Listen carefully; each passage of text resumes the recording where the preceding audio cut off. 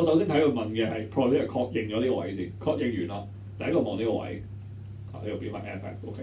好啦，跟住落嚟 A 大過 B，A 好啲嘅 environment B 大過 A，B 用 piece rate， 跟住 division of labour 係A 大過 B 啦，要 high degree， 跟住你話 B 大過 A 啦，我都估到佢做唔到找不同啦。即使做唔到找不同，因為平時如果真係找不同到1、2、3咧，或者 A、B、C、D 咧，佢死硬啊，我連計都費事計，因為我找不同對冧咗。佢咁樣出一定找唔到不同，一睇就知㗎啦。1、2、3、4唔緊要，都係要計，但係起碼我知道咗咩方案，我係咪都要睇嘅。所以冇壞㗎，你咁樣做咗先，邊有人計數先嘅啫？跟住如果真係需要計數，找唔到不同嘅，先慢慢死死氣望翻上面。但係唔好用咗中間嗰排咁先，因為你直接用呢個 over 呢個 over 呢個得㗎啦。所以呢個計到60，呢個計到100個 probability B 大過 A， 所以直接地秒殺咗都係 B 大過 A 嘅2、4。我所有題目咧，我嘅角度咧，我 personal 嘅角度，我會覺得呼吸一樣咁簡單啊！真係，就算佢出到2、4咁難咧，咁靚嗰啲，我只係欣賞哇出得靚啊！出得靚係因為我睇得穿你出緊啲乜嘢啊！而我係 expect 你要出到咁樣嘅 level， 我先覺得考緊 econ， 而唔係好似而家啲 level 咁廢。好似呢個咁，你黐線摸 owner 一做錯，一俾你放水。通常呢啲放咗水咧，跟住會發生咩事咧？就係 profit maximisation 嘅前奏咯。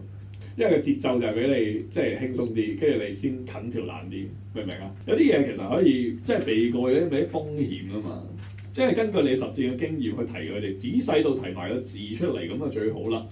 咁啊判斷到咯嚇，即係呢啲關鍵位。好啦 profit maximisation 啊，其實我講咗咁耐咧，你都知㗎啦。我教嘅時候都講過2步，有冇改變過？冇改變過。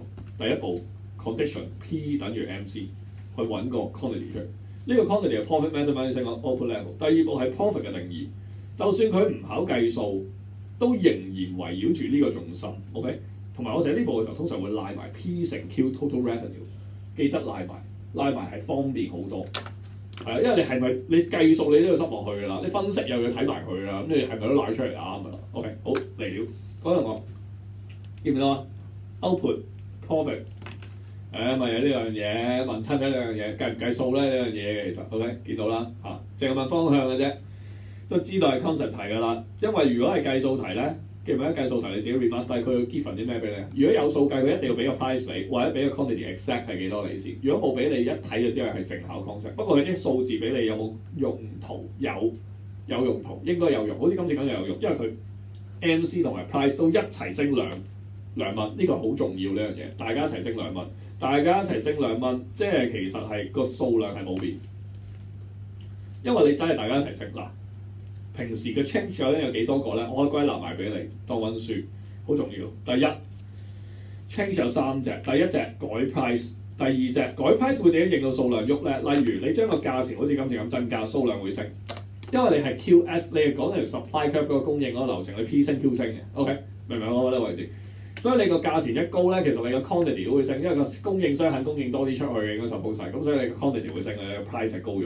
咁另外第二樣嘢就 change MC 啦，但係 MC 如果係升咗咧，個 Q 就會跌㗎啦，因為佢係影響數量嘅，明唔明我覺得位置？呢、這個 MC 亦即係 variable cost， 我哋隨住數量而改變嘅成本咁解。OK， 第三當然就係、考親都係考 variable cost 同咩啊 fixed cost 啊嘛，咁 fixed cost 啦，第三就係 OK， 即係得3樣嘢可以喐嘅啫嘛，其實嚟嚟去去，佢今次咪就係出晒3隻都喐咯。跟住砌晒落去啦，不過佢3隻一喐你唔好擔心，因為正常3隻一喐就 uncertain 嘅好多嘢都。但係咧，今次咧，因為佢喐嘅時候咧係一樣，所以你嘅數量冇變咧，你應該睇到啲嘢嘅，應該 suppose 唔係 uncertain 嘅應該今次。所以我都呼之欲出㗎啦，應該好大機會都唔係 remains unchanged 啦，都諗到係咩事嘅。咁 fixed cost 個喐動記得係唔影響 output 嘅，因為佢唔會隨住數量改變啊嘛。個租係唔會影響你做嘅一件或者生產嘅一件生意嘅，我覺得 variable cost 會影響。但係個租咧就會影響你嘅利潤嘅，會影響 profit 嘅，因為佢都係 cost 嚟嘅，始終係 total cost。所以你將個 total cost 咧就拆做 TVC 加 fixed cost。而咧 TVC 本身咧今次係 MC 乘翻類似嘅數量啦，但係數量係大家都唔喐啦，跟住嘅 MC 同 price 嘅 change 都係增加2啦。咁其實你諗下，你咁樣去做嘅時候，呢、這個格局你2個都增加2，跟住你個 quantity 又唔喐，其實你即係冇 change 嘅啫喎，呢扎嘢，即係暫時去到呢、個模式 total revenue 減 total variable cost 呢塊嘢係冇 change， 明我講乜？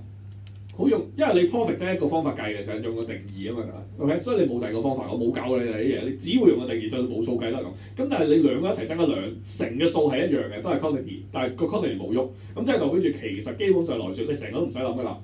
你成個 total revenue 減 total variable cost 嗰句係冇 change，即係你計個 change 係為零嘅呢度應該 OK。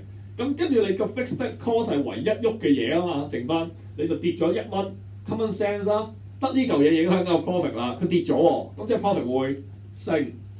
答完啦 A 係咪好興奮啊？好簡單，我睇繼續睇翻呢度先。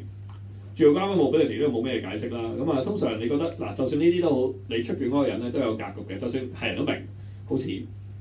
通常要點出咧？三個 option 嗰個同學，一個錯方向，一個錯類別，因為佢有兩個重心，一個係升，一個係 geographical。佢一定會整個 occupational 好似2咁，一定會整個錯方向好似 GM 跌咁樣，好似3咁，咁啊就係咁啦。好 topic C 跟住好笑 topic C 反而我覺得 smooth 啲啦，今年係因為我準備得比較圓足啲，咁所以比較簡單。因為你見到佢淨係得呢個係加價，係長途加價跟住，其實佢唔係加價，佢係少咗俾津貼佢，因為佢政府縮骨啊嘛。減到落2蚊，而家變咗淨係津貼80%，戇鳩啊！但係另外啲有冇變？